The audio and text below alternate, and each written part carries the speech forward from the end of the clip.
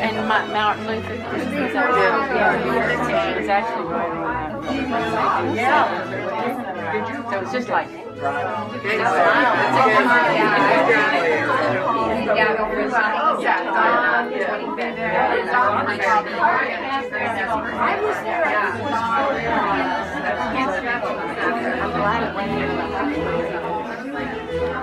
And I'm glad he called. I mean, you know, they have to break anything there.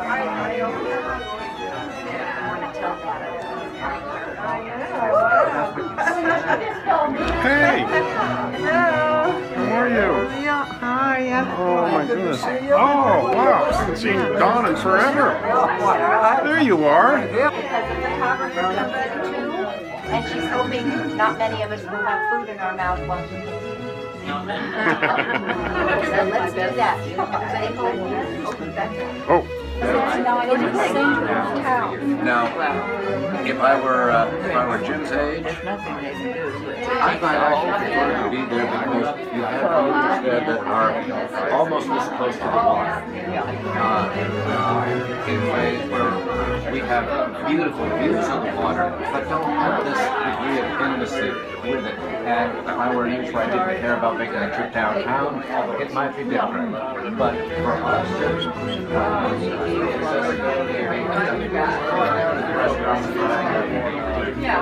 Don't you try to duck me, Marty. You're getting the... Sarah? Me and my buddy.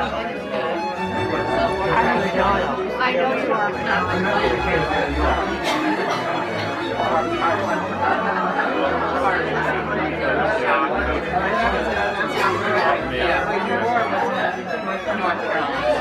Just right over there.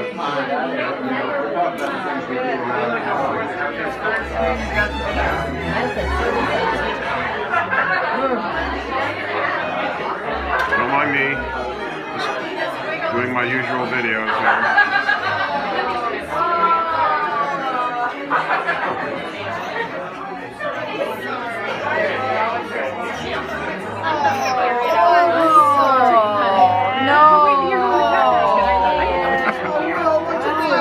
He went down and wiggled his way to try to get some milk. And I'm like, oh yeah. Not the time, William. He knows exactly how to just. Hello. Hi, precious. Oh yeah, there you go. See, go ahead. Work your magic.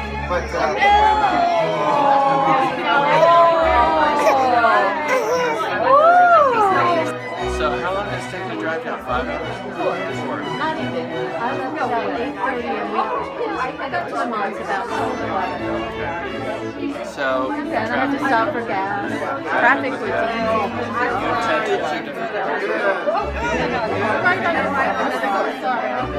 I have 2 feet. Dinner and cake.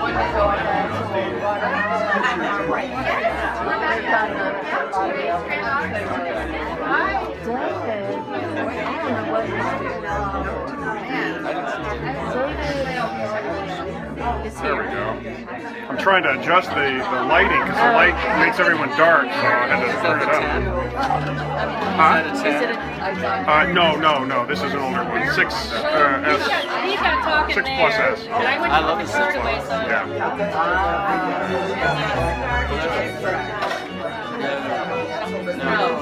Oh, sorry.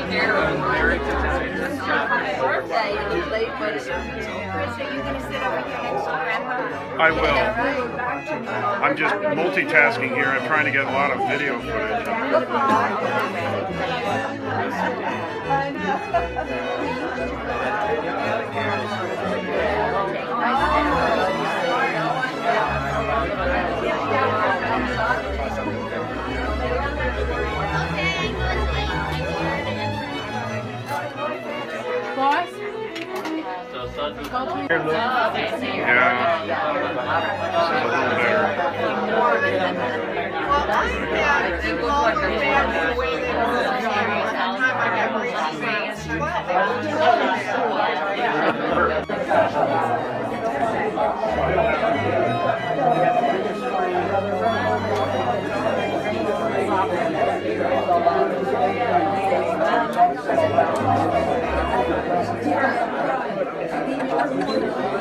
I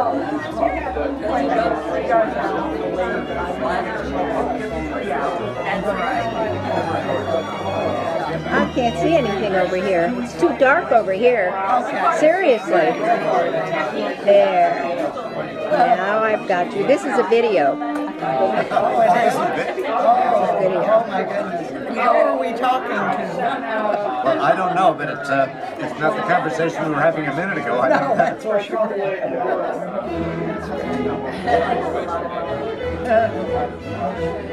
Oh, that's a pretty head of hair. That's Aunt Ruth. Your hair looks beautiful, Aunt Ruth. Yes. I just took a video of it.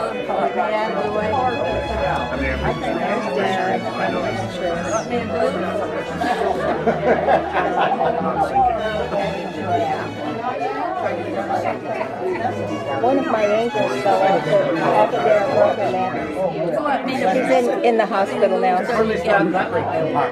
don't know about everything else. Oh, it's sometimes hard to take pictures when it's at a certain... Mom, if you want to get everyone inside, Okay.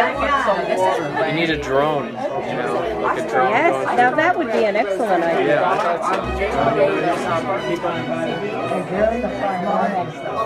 Ted, let's move this thing up. Come on in, Chris has his presentation.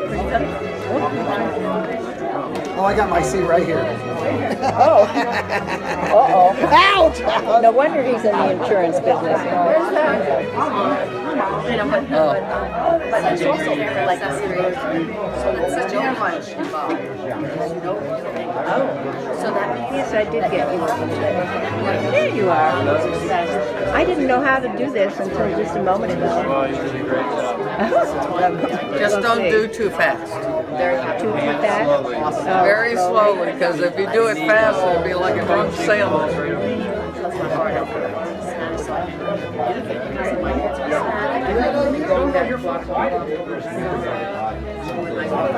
as many people are wanted. Everyone wants to see that. Reflect on his life and its impact on mine. When I thought back to my earliest memories of life, Grandpa was there, sitting in his chair at the Benedict Hill Roadhouse in New Canaan, Connecticut, smoking his pipe and watching me play with toys on the gold shag carpet. His features and habits had an impression on me from the very beginning, especially the middle finger of his right hand. What? It has an end joint that Oh. is used permanently. Glad you clarified that, Chris.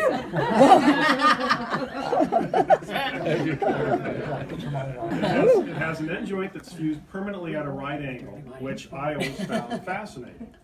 I could never understand how he injured it in such a peculiar way, but it never bothered him, and he turned it into a convenient tool. One of its many uses was that he would pluck tobacco out of this little brown zippered bag and tamp it into his pipe with that finger, which seemed perfectly designed just for that cat. But he also used it to command attention, because when he gripped your shoulder or arm with that finger, you felt that little knob of pressure, and it didn't quite hurt, but it definitely meant business.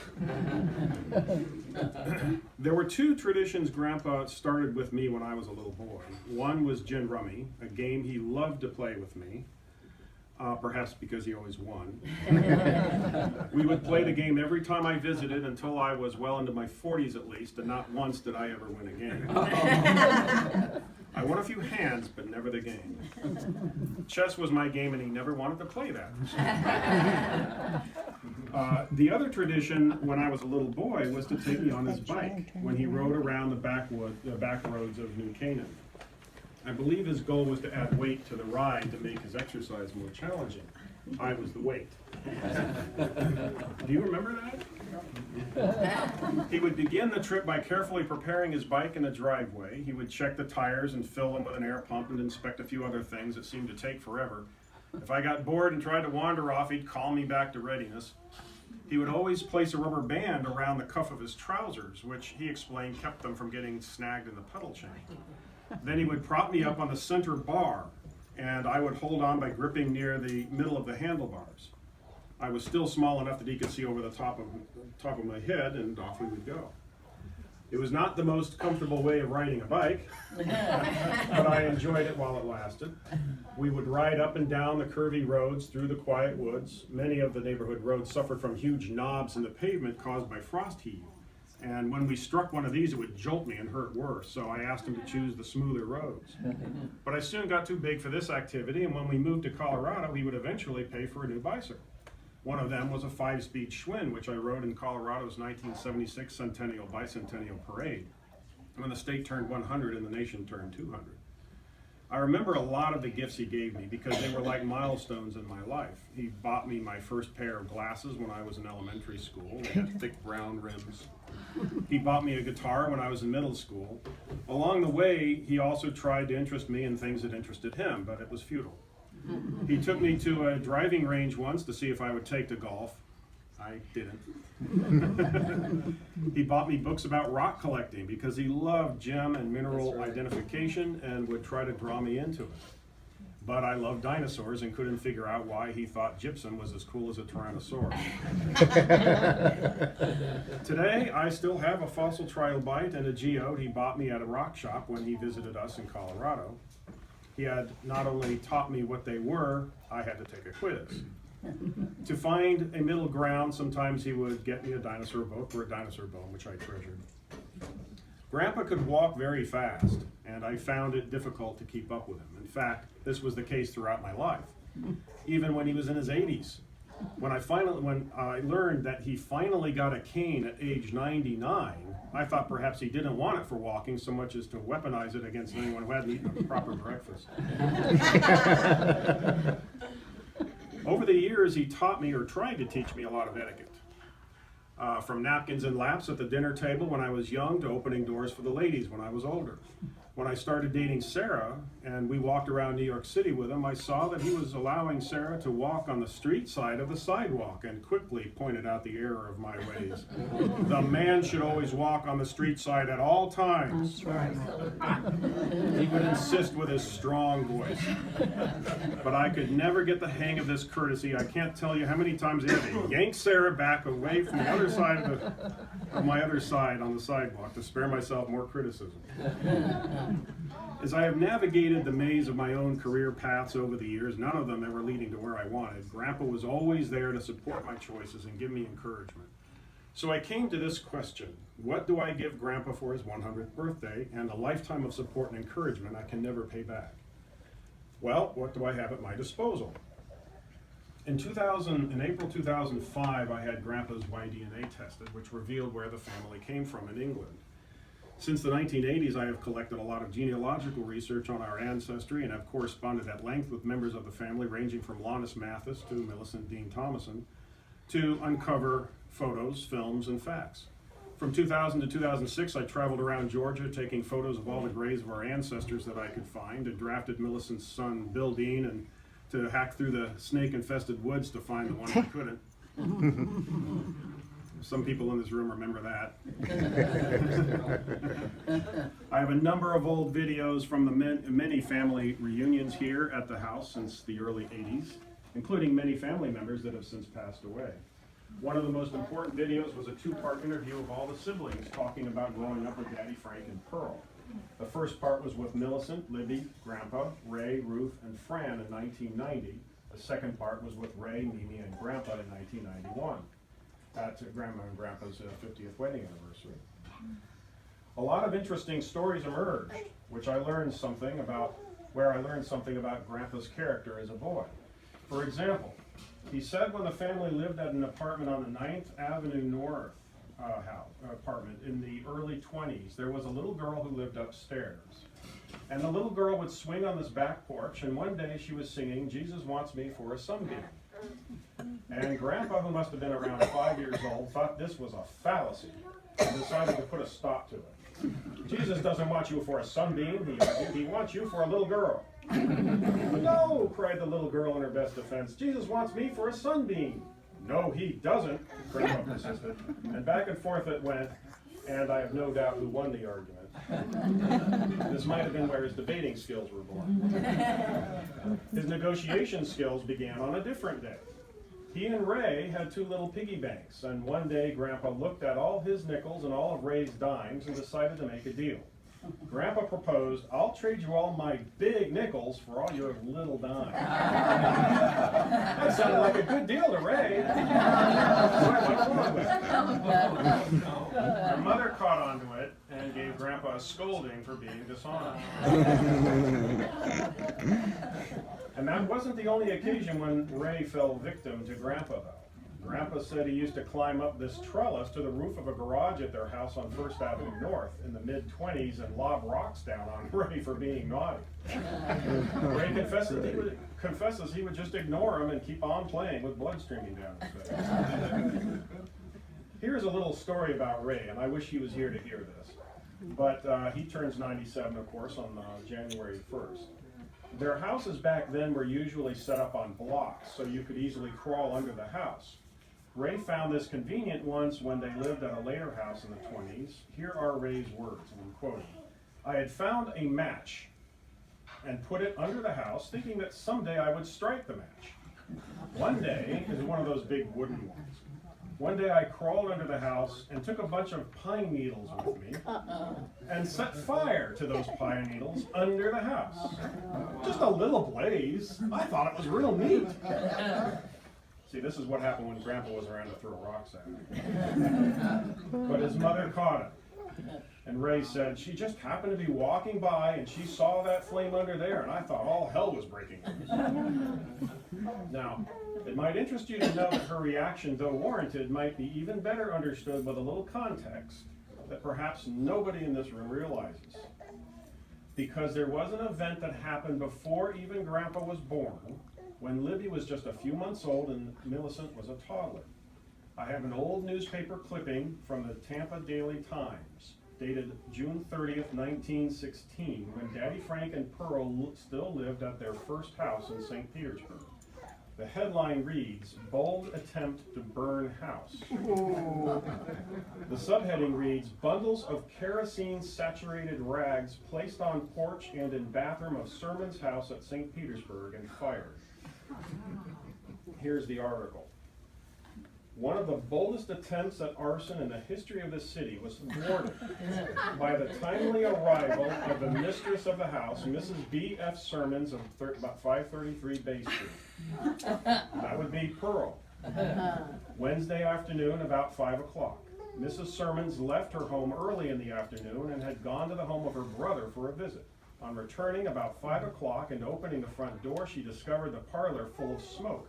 She rushed through the house in an effort to locate the fire, but to no avail. At last, opening the door leading to the back porch, she discovered a large bundle of rags that had been soaked in coal oil, blazing on a table against the wall of the house.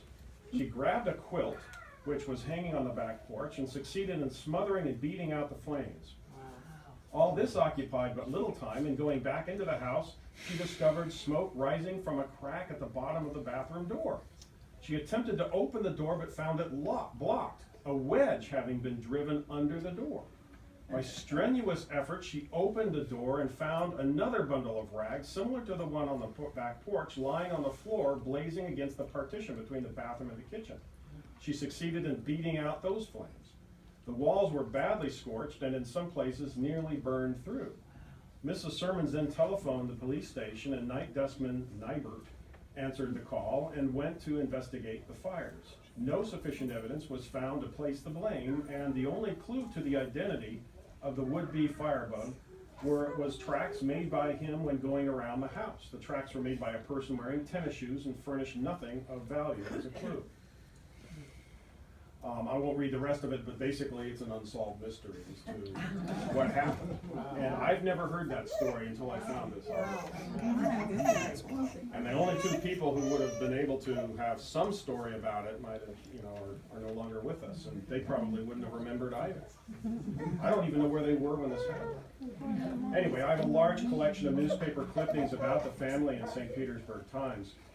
Additionally, of the information I've gathered, Pat, Grandpa's longtime secretary at CBS, had sent me pictures, documents, videos, and knickknacks over the years about Grandpa's career. I conducted a video interview of Grandpa's staff at CBS before he retired in August 2000. after 58 years with the company.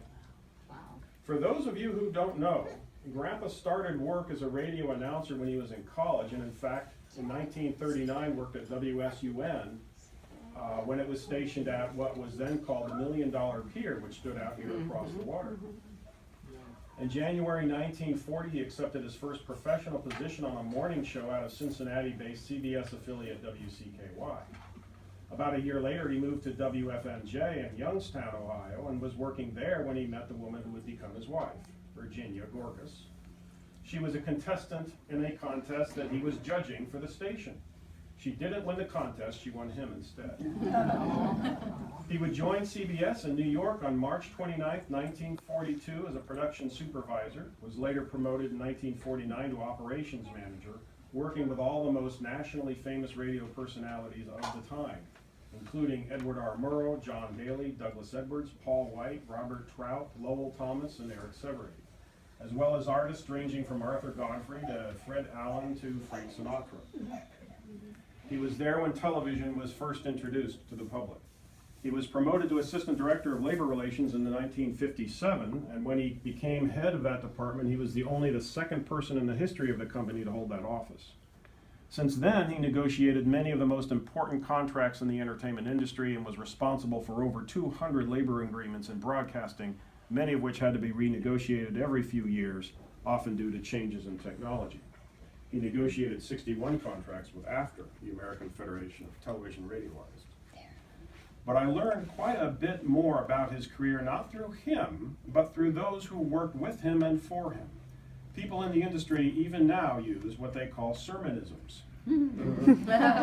These are words and phrases Grandpa used with particular context with his staff and at the bargaining table.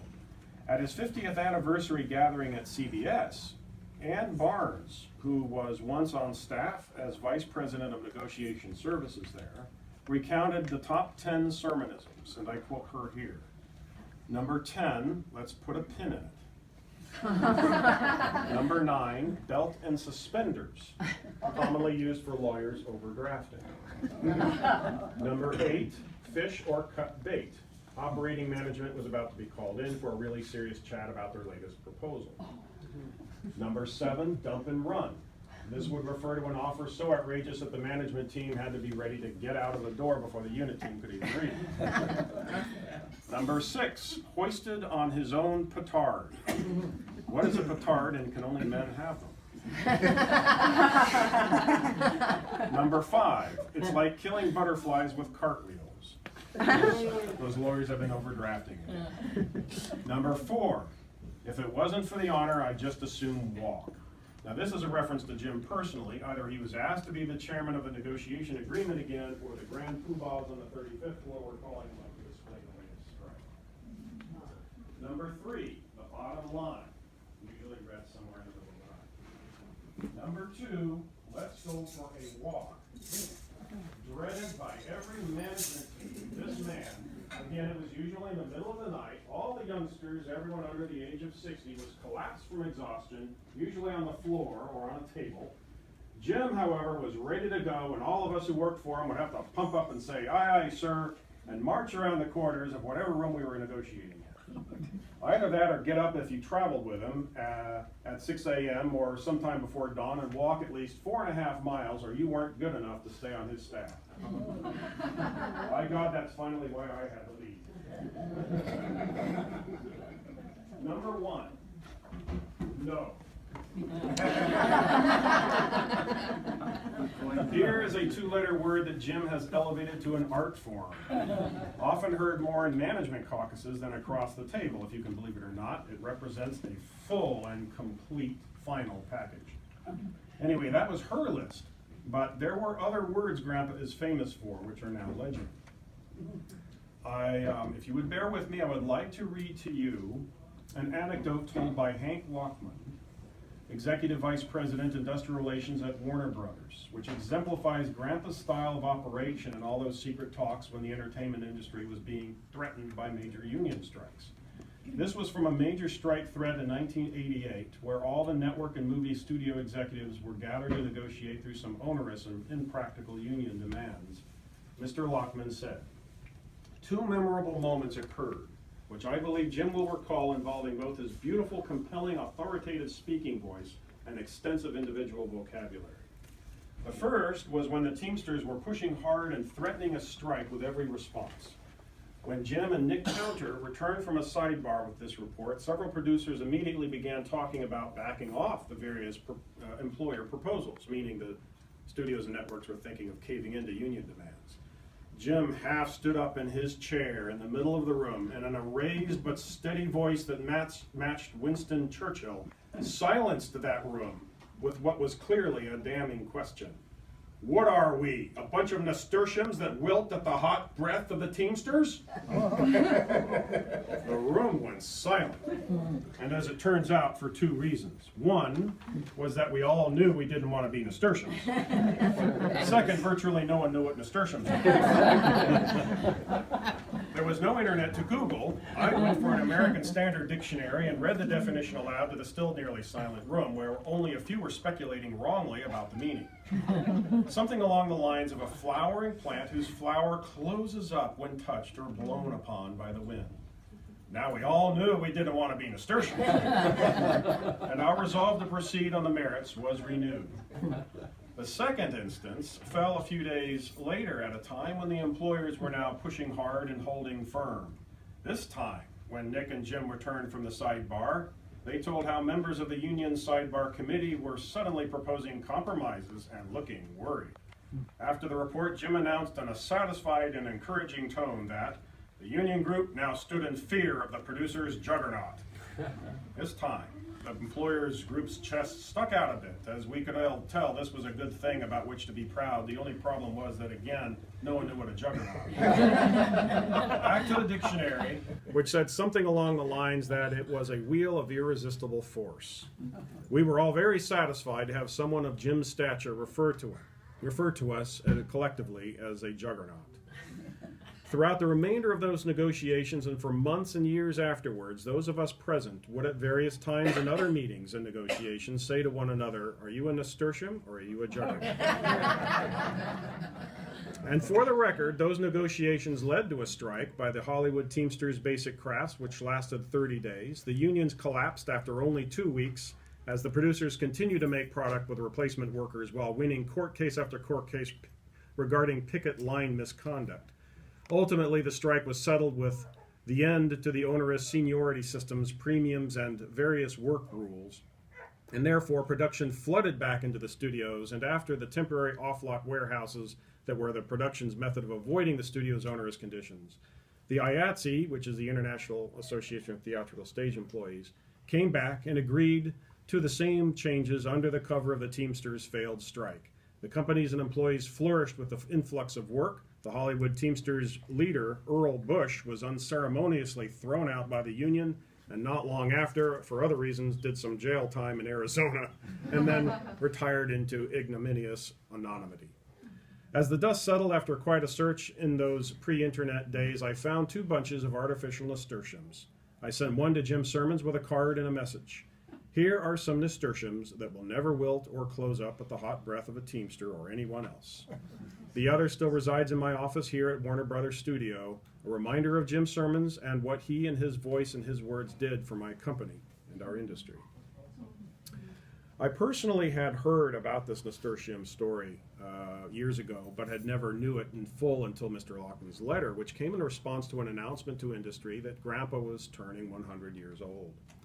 Over the last few months, Paul Sirmons and I collected letters and notes like this, not only from Hank Lockman, but also from Harry Isaacs, the Grandpa's successor at CBS, Steve Kopican, formerly Senior Vice President of Industrial Relations at Paramount, Marion Preston from AFTRA Pension and Health Funds, the aforementioned Ann Barnes, and the following person who has sent a video birthday greeting, which I will play for you now. So if you don't mind, I'm going to move this. Why don't we move that aside? Everyone who wants to watch it is going to have to get on this side of the room. So I'm going to play this video greeting. Phone doesn't have space. Okay, that's fine. Switch phones. That's good. All right. I need more phones. You need more phones? All right, someone. Because Yours is running out of space. Sean, where's Shauna's phone? Switch to Shauna's phone. Well, Mom, you've got it, right? Yeah. Okay. Okay. Let's see here. Let me make sure. Make sure I've got the volume all the way up on this thing. I think it is. Let's turn the volume up. All right. Now this is a video recording. Can everyone see the screen okay? You can see it okay, Grandpa? It's all black for now. I'll start it in a second. So this is a video greeting that someone recorded for you, who knows you very well. Is everyone ready? Yep. All right, here we go. Jim Sirmons. Oh my goodness. You have no idea what an important part you played in my life.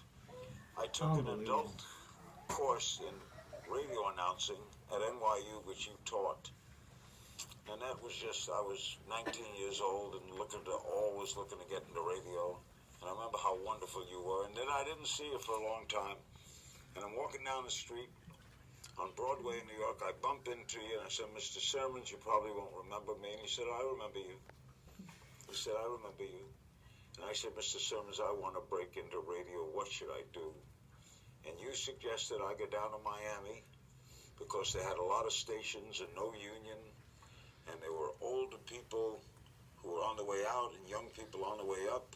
And might be a good place to break in. That's not true now, but it sure was then. I knocked on some doors, got a job, began my career on May 1st, 1957. And if I hadn't run into you and had not gone down to Miami, who knows what might have been. So I owe a debt of gratitude to you for what you did for me. You're 100 years old.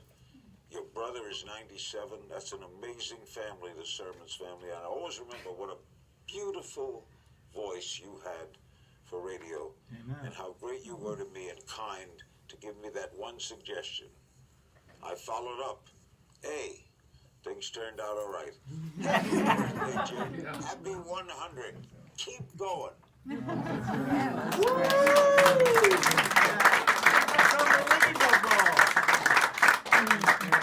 So for everybody's sake, that was Larry King. Yeah, that's great.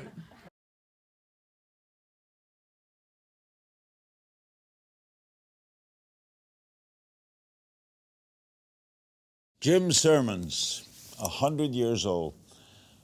You have no idea what an important part you played in my life. I took an adult course in radio announcing at NYU, which you taught. And that was just, I was 19 years old and always looking to get into radio. And I remember how wonderful you were. And then I didn't see you for a long time. And I'm walking down the street on Broadway in New York. I bump into you and I said, Mr. Sirmons, you probably won't remember me. And he said, I remember you. He said, I remember you. And I said, Mr. Sirmons, I want to break into radio. What should I do? And you suggested I go down to Miami because they had a lot of stations and no union. And there were older people who were on the way out and young people on the way up, and might be a good place to break in. That's not true now, but it sure was then. I knocked on some doors, got a job, began my career on May 1st, 1957. And if I hadn't run into you and had not gone down to Miami, who knows what might have been. So I owe a debt of gratitude to you for what you did for me. You're 100 years old. Your brother is 97. That's an amazing family, the Sirmons family. And I always remember what a beautiful voice you had for radio and how great you were to me and kind to give me that one suggestion. I followed up. A, things turned out all right. Happy birthday, Jim. Happy 100. Keep going. So I'd like to thank Paul Sirmons for collecting that video. He found a special way to get that. I don't know how he did it, but very, very, very appreciative.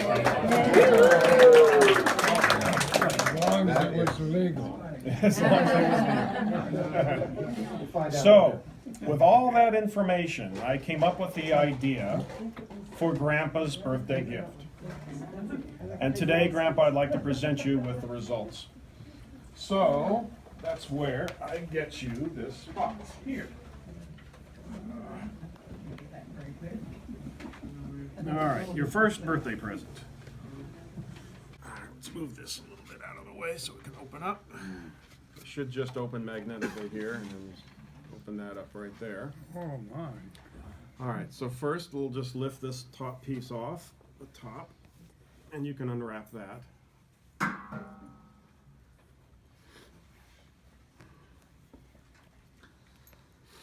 So this is a book that is actually his entire life. It's the entire life of the whole family. All the siblings are in here. It's actually quite a bit simplified from the original version, but unfortunately I ran out of time. It includes the following: a section on our English origins back to Severn Valley, Worcester, England. A section on our American origins from immigration to Maryland, then to migration to North Carolina, Georgia, and Florida. Wow. A section that transcribes all the memories of Millicent, Libby, Grandpa, Ray, Ruth, Fran, and Mimi, recounting all their years of growing up from their earliest childhood under the parentage of Daddy, Frank, and Pearl.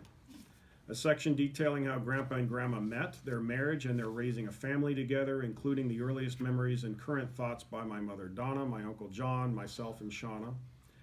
A section, and my kids actually, a section that details Grandpa's entire career and all of his accomplishments, and a timeline of 100 years of events of his life and in the world. Wow. And all of this with numerous annotated photographs, maps, newspaper clippings, and family trees. Altogether, it's 168 pages of history and facts compressed into 4 months of frantic work in my free time.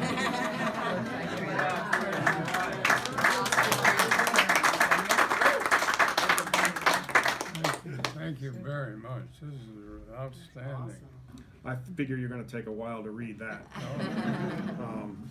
I'd like to add a couple of notes here. I could not properly proof the entire book due to time constraints, so there are various errors. If anyone finds misidentifications or anything in any of the group shots, please alert me to it, because I can still correct it. Maybe for future versions of the book, or if you want a copy of your own for your other reunions and things, just talk to The me. whole family, look at that. Oh, everybody's there. Libby, Libby, Jim, with all the breakdown of All the descendants, that's right. There's Ray. Ray and Ruth Mm-hmm. and Fran, and Mimi. Mimi, And even Wallace. and you. Oh. He doesn't have many descendants. Snell Isle, St. Petersburg. Now, there are guests pages on the back of the book that I'd like everyone here to please sign before you leave the party. They're at the very back. It says guests at the top. Just print and sign your name so that I can, see both. As a supplement to the book, if I might interrupt you for just a second, Grandpa, just as a supplement, I'm going to put this down for a moment.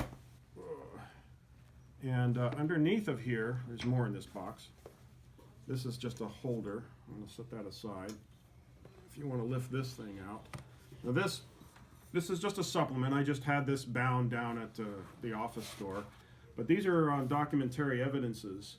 There's many, many, many pages of additional information that didn't make the book. These are all newspaper clippings, census data, basically all the evidence that you exist. In case you need it for anything. And in this binder here are letters from your colleagues wishing you happy birthday. Nice. So I also included a few of your resumes, which you were looking for the other day. Wow.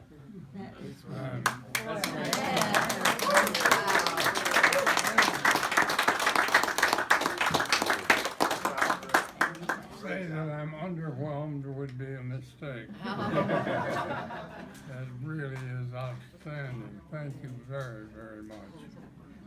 Well, you have a lot of reading material. All right. So we have some other gifts for you down here under the table. So what I'll do, the next round, so by the way, what I did here, so I bought this so that it could hold the, it could kind of hold the book up like that. Oh, that's Right. And so we have some other gifts there under the table. And one of the things that I did after I was done with this project, I wasn't finished with this project until 1 week after Thanksgiving break. Oh. And then I had to shoot it off to the printer and hope that it came in on time, and it barely did. And during that time, I started editing videos. And so what I have in here, put this aside, is if you want to unpack that one next.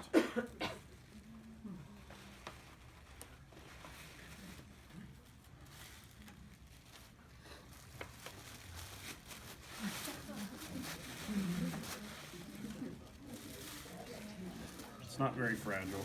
Pull out this box. So what's in here is the video that I mentioned of all of the siblings talking about Daddy Frank and Pearl. I have those. Here, I'll open it for you. I have all of those. Now they aren't very fancy. I didn't have time, so I just wrote on the front. But basically, I have all your career videos in here, including Larry King's videos on here. Your 50th anniversary at CBS. Remember that gathering there? Oh, yeah. They took video during that, and you had a long announcement. That's all in here. Wow. I have all of these vintage photographs that were displayed in front of the family in one of the reunions, and everyone sat around in the room. Remember, Bill Dean was here, and everybody, and you were all talking about who was who. That's in here, and as well as all the old Super 8 films, and your 50th wedding anniversary with Grandma. And I also have in here a 1983 Christmas video. So those are all the ones I was able to finish, but they're all in here, which we can watch. Great. And as well as I made copies for all the elders here. So I have the rest of these bags are for everybody else. So this one will be for Karen. Where's Karen? This is Karen. We have the Dean family. So where's Carol? There we are.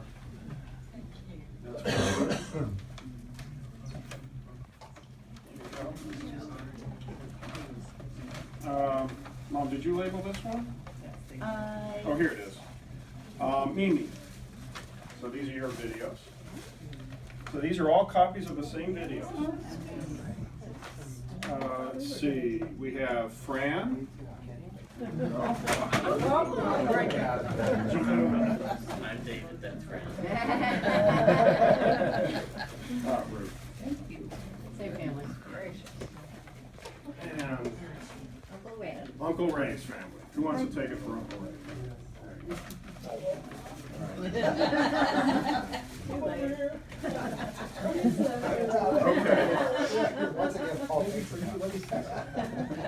All right, so Paul, did you want to introduce the next, prep up the next gift? Yeah. Well, we'll just present the next gift, and then you can explain why you might get hurt trying to open this. All right, watch your back. There's a reason for this and for its size. There, that's from Dawn and me and Gary, who's over there, and Jamie, who isn't here at the moment because she's with Dad, and from all of our families. So tear into that, rip it open.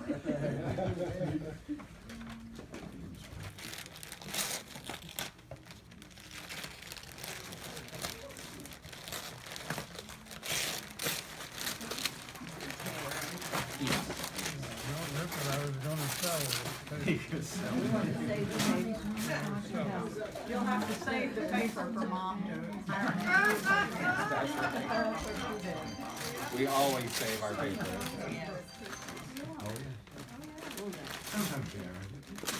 Okay. Now you're gonna have to just tear it across the front.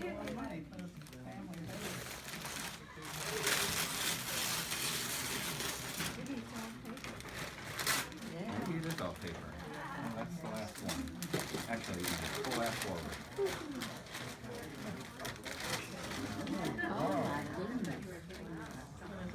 That is a radio, cassette player, and CD player, and the record player on top.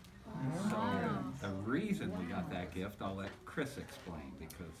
So I have all of the, not all of them, but I have many of the original radio broadcasts that you worked on. Wow. Robert R. Murrow, Edward R. Murrow, all of the others, John Daly, all of the ones that were on CBS Radio News. And we have them on the various formats. We also have some interesting vinyl records that we can put in here. And for all I know, your voice could be on one of these broadcasts. I haven't heard all of them, so. Yeah, the record players. Victrola. Victrola, exactly. It's made to look old, but it's got all modern stuff in it. CD player there and the cassette player over the side. Because Chris kept calling saying, well, can you get something that plays a cassette? Can you get something that plays a CD? Can you get something that plays a record? So kind of all in one, and it's kind of old-fashioned. So I'll take this out of the way and we'll set this up so you can play some of those later for him. Thank you very much. Very impressive. Do you have anything in pure gold? Pure gold? All right. You're the pure gold. This kind of goes along with that, so this was something you had to open after that. Open here. One true you is born this day in the city of David, a Savior who is Christ the Lord. And the other thing is... Well, Mom chose a miscellaneous Christmas bag for it. This is something that goes with the player. You take that out? Yeah. I can't. So this is one of the items that we got for you that has many of those old broadcasts. These were all hand selected. Old-time radio shows of the 20th century. Wow. Selected by Walter Cronkite. Cronkite, doesn't look the same. So that's one of them, one of the collections I got for you. Oh, that's great. 60 programs, 30 hours, 20 audio cassettes. Wow. Well, I know what I'll be doing for next year. Yeah, he did. He was, we were just down the hall from one another. All right. So, I guess we're ready for other gifts. Are there any other gifts, cards and things over here? Some cards? May I say that Brother Jim introduced me, and we were coming down the hall in CBS when I was about 16, and guess who was coming at us from the other way? Frank Sinatra! And what did he do when he saw me saying, oh, he disappeared into a room. Well, I had heard an early story that back in the radio days, you know, they didn't know what Frank Sinatra looked like as well as they did later. Right. And Grandpa used to get up in front of, you know, the group and say, "This is Frank Sinatra," and announce him when he'd come out. Right. And one time when Frank Sinatra was coming out, he had just announced. When he was passing him, he kicked him in the shin. Did you know that story? Yeah. He kicked him in the shin so hard, he apparently was bleeding in his sock throughout the entire song. He never cared much for Brother Jim. No, he said, he told Grandpa in later years, Grandpa recounted to me that he ran into Frank Sinatra in later years, and Sinatra said he has the Sirmons scar. But also back in those days, apparently Grandpa was walking out of a building once, and some girls were screaming outside the building and mistook him for Frank Sinatra. I don't think they'll do that now, but apparently he liked to talk to his family about how they were snatching out his clothes. Did he say, "No, I'm not," or did he say, "Yeah, hi, girl"? He's kept that a secret for some reason. I think I know the answer. Some of these are. This is another one here. All right. Who is this from?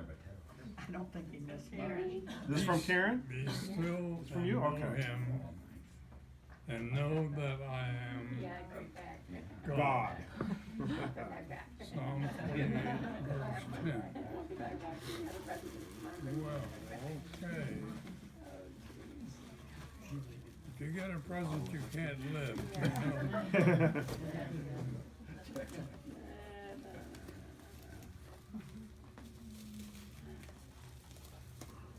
You help you.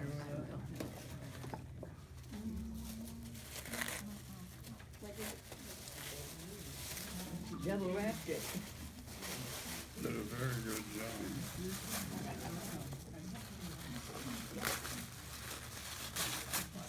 Where's the note that says Oh, my not to be goodness. opened? Oh, look at that. That'll make you fat.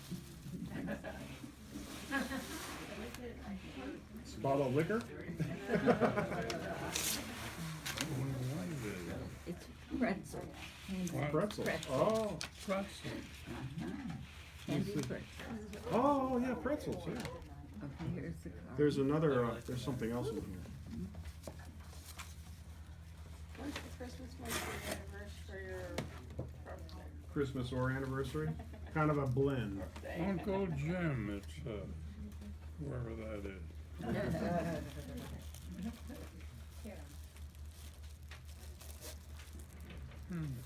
Oh. Here, I'll for that. Let's see.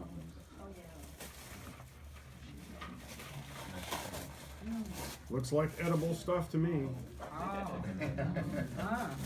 Ooh. Peppermint cookie. Peppermint cookie cream. Festive white. Festive white. She wants him to read the card. Oh. It's right there. Yes. Yeah. There's two cards, right? Uncle Jim, it says, whoever that is. You can read it.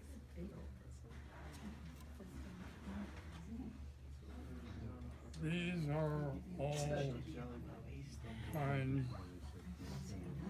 of These are all kinds of uncles in the world. There are all kinds of uncles in the world. happy birthday to To one of the greatest. Hope you enjoy your day. Mhm. Love, Karen. Karen. Thank you, Karen. Very nice. And then there's another. Oh, yes, there's this one here. That one I want you to read. Worthy one, Emmanuel, God with us, the word Jesus, Prince of Peace, Light of the world, the Shepherd, the Risen One, Lord. The Christmas season and in the new year, may you rest in the deep assurance that in knowing Him, you have everything, God's blessing to you. Love, John? No, Karen. Karen. Karen. Karen. She gave you two cards. All right. What does it say? Love, Karen. Doesn't look like Karen. That's what it is. Yeah, she gave you two cards. Oh, Yes. okay. Thank you, Karen. Karen, he said thank you. Oh, you should put your glasses on, Grandpa. Why should I do that? All right, here's your next one.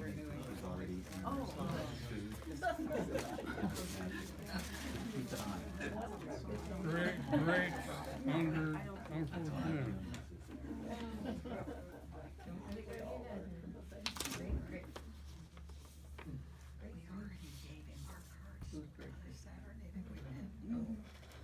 William Asher Sirmons.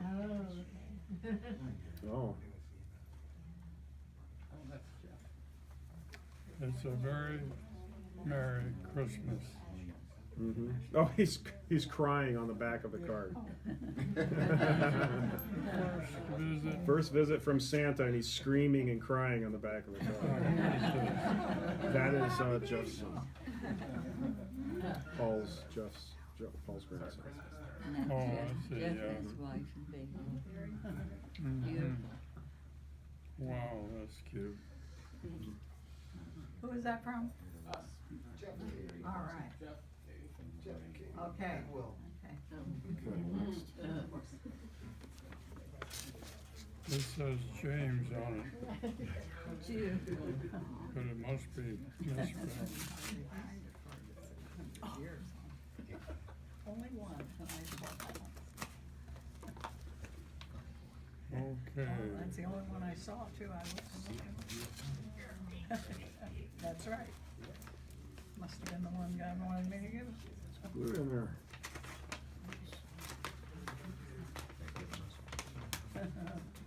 There we go. Here's to 100 years. James, celebrating you on your special day and wishing you all the happiness you deserve.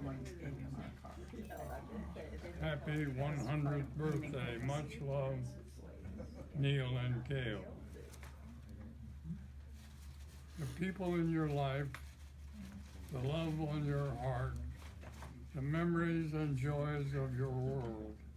These are the things happy birthdays are made of. That's for sure. Who is that? Neil and Gail. Much love. That's very nice. You have that? I put it right there for you. Too many Gales. Which Gale was it? None of them are spelled G-A-L-E though. No, that's true. Each has a different way of spelling it.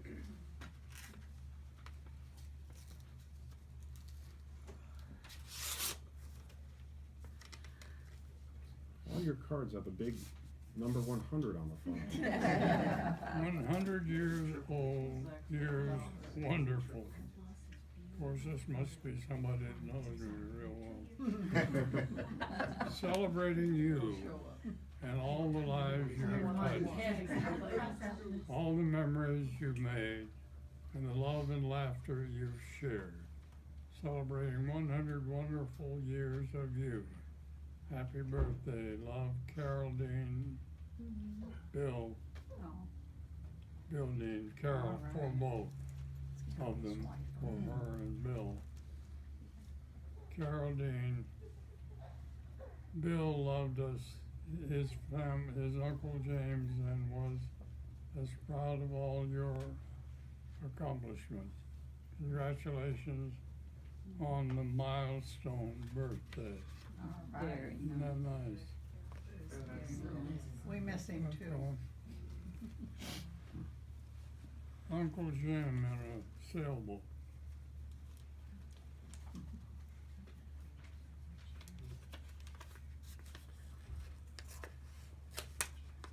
Okay, brother.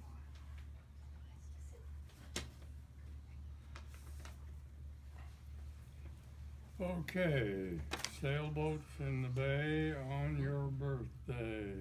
Let's see if I can. Happy birthday. We hope you have a great day. Happy 100th. Love, Gary and Mary. Thank you very much.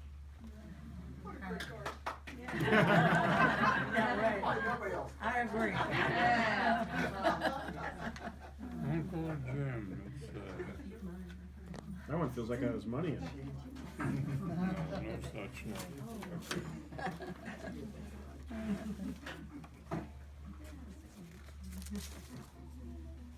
Oh boy, this is complicated. You see the front of it here. Yeah. Oh. Wishing you the best birthday ever wish. Love, Don, Marty, and Sarah. Rebecca and Kristen. Thank you very much. All right. Very nice. Boy, that's nice. And we love you. Oh. There you go. Uncle Jim. I don't know who that is. Wow. God bless you on your birthday. Beautiful outdoor scene. And may the light of his love shine on you today, tomorrow, and always. Uncle Jim, we are so thankful for you. You have blessed our lives in so many ways. We wish you a very blessed and happy birthday. 100 years. Wow. You are amazing. Much, much love, Greg and Gail. Isn't that nice? That's great.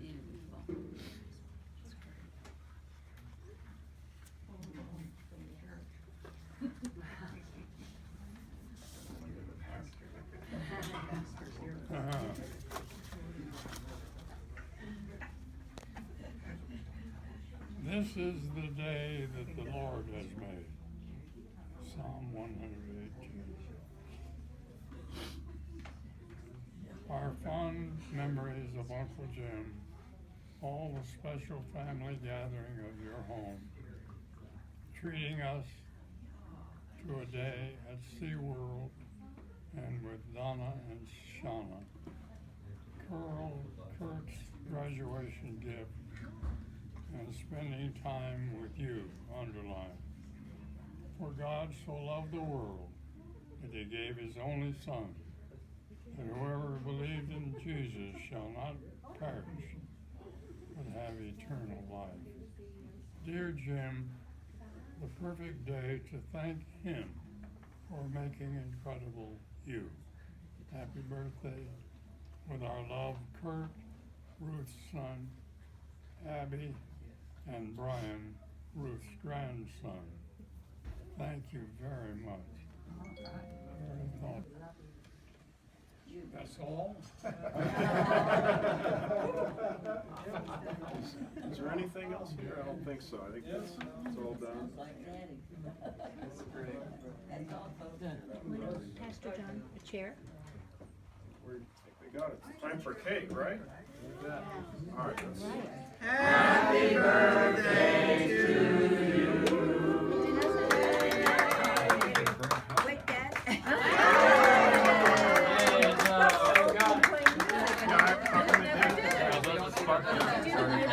I have another one, I'll try the other.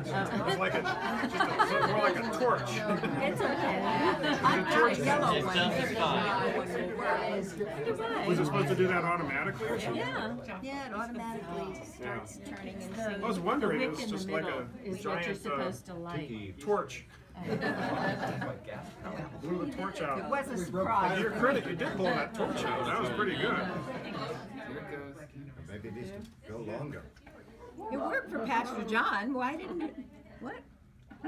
Maybe it needs to burn longer. Two of them are not working. It's supposed to go longer? Maybe you have to choke it out, pull one of the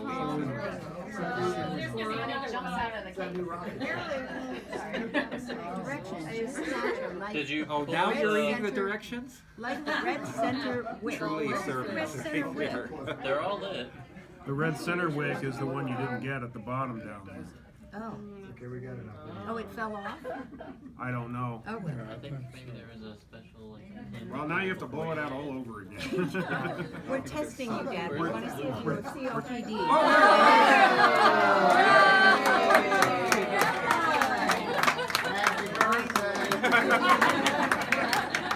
How old are you now? Hey, it's singing itself. Oh, it's lighting the candle. It's lighting the cherry on fire. How's the singing? It is lighting the cherry on fire. It's just cooking. Everybody likes cherry pie. We could be singing right now. I think only dogs can hear that. Sounds like Tweety Bird singing. Just call me. You have to blow that out one time.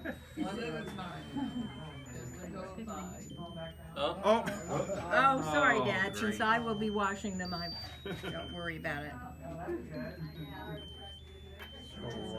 Okay, So Now just blow them out. I think you need to blow them out one at a time as they come around.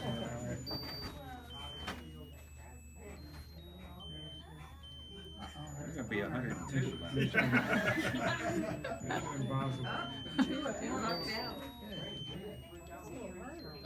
And another one more.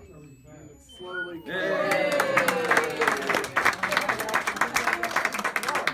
thought I had no talent. Prove it yourself.